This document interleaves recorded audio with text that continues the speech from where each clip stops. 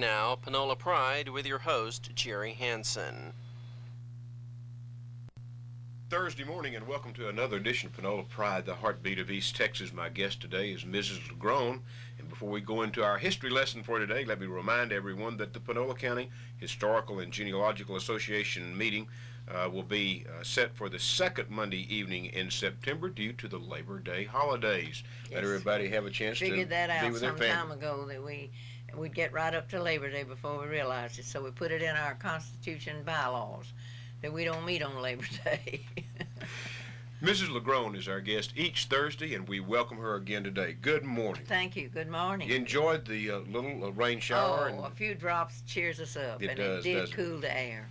I understand that you have a new family that we're going to investigate Yes, Rosalie Edge brought in her research to donate to the library yesterday. Tuesday. And I said, well, is it all right if we talk about the Hancocks? And she was a Hancock. And she said, oh, yes, but you're not going to like the way that I put it together, perhaps. Well, everybody who does genealogical research has to figure out his or her own way of organizing it, and hers is different to any that I've used, but she has the information there, and it's tremendous. And it's a section of the county that I didn't know the people that well, and so it took some reading and rereading and turning and searching. Now, whose son is this and whose family is this? But I think we settled on some that we'll be glad to talk about, and we'll alert the people in the southeastern part of the county down near the Shelby County line, and Rural Flat and Old Center and Woods and all that area, that we know now that everybody over there is kinfolks, just like they are in most communities. And just about every name you can think of in that part of the county is connected with the Hancock family. So we'll talk about them. Rosalie had, this little book is titled, and she has donated it to the library, and I wanted to let everybody know that it's there on the Hancocks now. If you don't get one, come by the library and look at ours, and it will be available for those that want to study it, not to check out, but to study. It is titled Ancestors and Descendants of Robert Holden Hancock. Now then, Robert Holden Hancock is an ancestral person that she traces back to, and she's positive that that's the one, though she doesn't have the documents, and she's challenging any reader that has information to furnish her with that last little bit of information. But anyway, she has put an amazing number of people into this little book. She had a request from her mother not long before her mother's death. She said her mother handed her 3 or 4 sheets, or a few sheets, of written information, and said, take this and, let's see, how did she say it? Take this and put it into some form so there will be a record of the Hancock family. Now, if every mother would do that to some child in her family, maybe we'd have a record of every family. But not everybody does. But Rosalie kept being prodded by that request of her mother. Take this and do something with it so there'll be a record. Well, this she has done, and this will be then available to others, and perhaps out of it will come the answers to the questions that she couldn't find. I know this lady has used every opportunity to complete this work. Rosalie's been my friend a long time, and I knew she was working on it. But it's a slow process. Sometimes you get to a barricade you just can't get over, and you stay and stay as you dig for roots. You go all around it and try to find the answer. Anyway, that's about all any of us can do, is keep on digging and try to put it together. And she has made a fine contribution to anybody that's interested in finding out details about the Hancocks who came to this county not long after the Civil War, and have lived. Different branches of the family have lived in the communities near each other through the years, from the 1870s, late 70s, I think they came, until today, and they're still all over there. The whole area is peopled with relations of the family. Robert Holden Hancock was the son of James and Melissa Hancock, and he was born in Georgia, but let's see, his father was from Georgia, and he was born in Florida, and then finally his family came to Texas. He was born in 1860, and his father, Robert's father, was in the Civil War, and they came to Texas then after the Civil War. Robert Holder Hancock married Alice Byers. Now that's another name that you see is in the county. And they settled in Rural Flat community. Now, we don't call it Rural Flat anymore, but there was a school, see, and a voting box and all of that. And so it's very prominent in this record that she's put together in the southeast corner of Panola County. There they reared their family, that is Robert Holden's family, and that was 2 girls and 4 boys. And Rosalie takes those 6 children then and follows their families through several generations. She has a little symbol showing how many generations they are down each time she picks up a new couple, how many generations they are down, and she has the little asterisk with the little star. So this family of Newton Hooker and his wife is 4 generations down. Up here we have 4 generations. Over here we have 5 generations down, see? And she's trying to help them trace it back to the beginning by telling how far back you have to go to get to him. And this is her way of doing it. And the first child of Robert, she takes the 6, one by one, but we won't touch on all of them. But the first one was a girl, Beulah, and she married John Meek Kyle. Now they're Meeks and they're Kyles, both. Whole rows of them in Old Center Cemetery and over there in the woods area, Antioch area. Kyle's basically still here, so the Meeks have moved down to Shelby County. Yeah, okay. Right. But there are Meek graves in Yes. Old Center Cemetery. And it took me a while to track down some of the families that had Meeks in them. So Beulah married a Kyle whose mother had been a Meek, see, so there's a connection there. And then from Beulah, Hancock, Kyle, they intermarried into the Bryants. And I had found rows and rows of Bryants in Woods Cemetery, and I didn't know the connection there, but they're all the same family connections. Then after her was another sister, Lucy, who also married a Kyle. So both of the sisters, now there were 2 sisters and 4 brothers, both of the sisters married Kyles. And so they reared families of Kyles, you see, and that they're kin to Grady Kyle's family and all of them. Not the same fathers, but cousins and so on. Well, I have been interested in these names from my tracking down families in cemeteries, you know, and trying to find out. But she unloaded a bunch of them in this book. She sure does have them.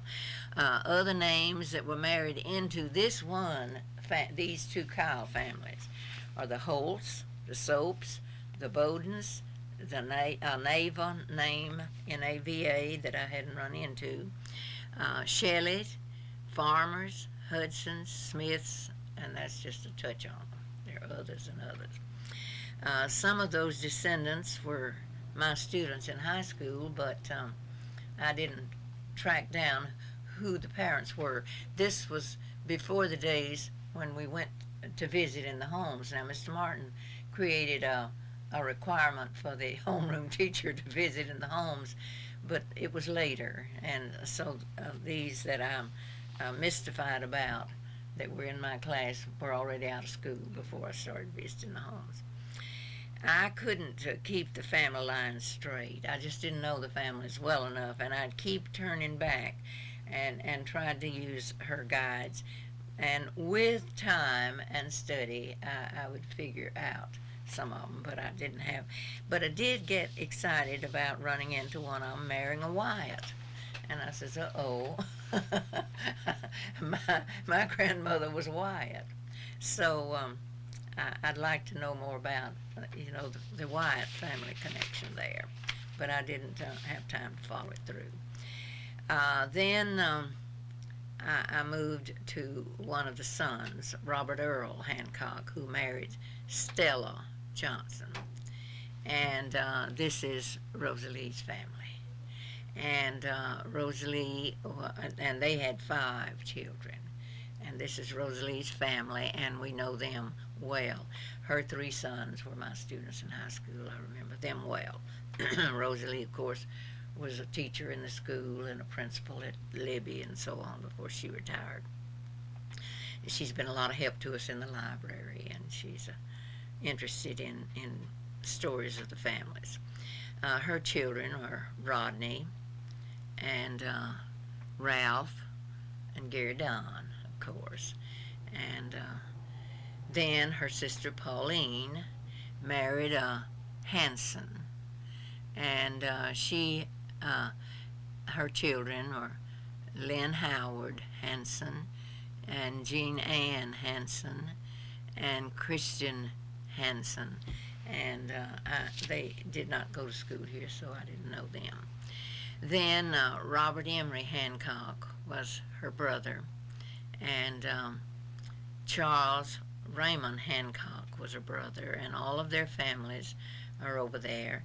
And Bobby Jean Hancock. Now, Bobby Jean was one of my students also, and she has reared a family also. All of these now spread out to have married into different family names, and the whole community now, all that area, is related in some way. James Franklin Hancock is the other family that we know well, and his children. He was born, she said, at Rural Flat. Well, again, that's that community, And his children were Burdette Hancock. Remember him. And he never married, but he did teach in this county at one time. Then Oddie Lee, and that's Elizabeth Beecham's husband, you see. And his children were Roseanne and Frank. Lee Hancock. And then Jeanette is Ottie's sister. And these are James Franklin Hancock's family. And we were acquainted with them because they were in this area. Some of them have moved away to other areas, but most of them have reared their families in the vicinity. This is an interesting study of the families. And time and concentration can make the connections. And I didn't do what I'd like to do with it, but people that are connected with these families will find the help they need. And so I invite them to make themselves available to that book and figure out their own roots. That's what Rosalie meant for them to do. It will be a lot of help to many families in our libraries. And I just ran through some names that I found that, of course, we went way back to the connections in the beginning, but I just ran through those. And out of those 2 general families we've talked about. But the Hancocks include the Meeks, the Kyles, the Byers, Soaps, Bryants, Holts, Bowdens, Stewarts, Reeds, Stillwells. Now, I tried to get some time to back up because those Stillwell girls were my students. And I enjoyed them in school, and they'd talk about the family, but I didn't have time to track on back and make the family connection. But they're still in the area, the Stillwell girls. The Daniels is married into them. Johnsons, McDaniels, Pews, Beechams, Hookers, Lyles, Ritters, Edge, Tatum, Smarts, Elmores, and on and on and on. And that just about gets everybody in South Panola County, southeast Panola County.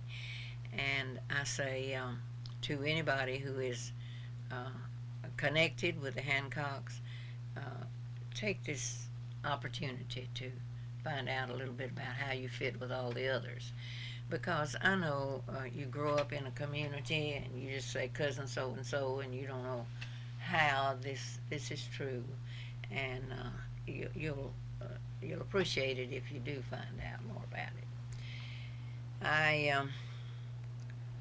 I'm proud of Rosalie for doing this, and I hope that some of the others, with the great mass of people that are over there in the relations of the Hancocks, will pick it up and go with it, and branch out into some of the other families that she has not touched. It's amazing how we get to one section of a county to the other, Right. and there's a there's a connection, some connection with other parts of the county, but in the early days they just didn't travel very they far, didn't did go you? very far to find their spouses. The ones they grew up with were the ones they lived out their lives with. Went to school with, went to church Right, with, and right. Everything was close by, and yet these pioneers traveled. I'm always amazed. You find them one place one time, and a few months later they're way over in another state or something, and yet they come back and marry in right in the same crowd they've been in all the time. This is human nature, I guess. It is for a fact, is it not? Well, we thank you, and may I remind our viewing and listening audience again that the Panola County Historical and Genealogical Association meeting will be not this Monday, but Monday week because of the Labor Day holidays. They'll take the Labor Day weekend off and then meet the next one, and you'll be there at the old jail at the Right. Genealogical Library. I noticed a letter from somebody in the paper, in the newspaper this week, bragging about how nice people in Carthage were to them, and they just came over, really came over to see Jim Reeves's monument, and met a lady there that invited them to the Chamber of Commerce. Now, they didn't give the name of the lady, but they went to the Chamber of Commerce and then went all over town. And this letter bragged on our whole town. Going to have a program that we're going to try to run this weekend from James Newberry.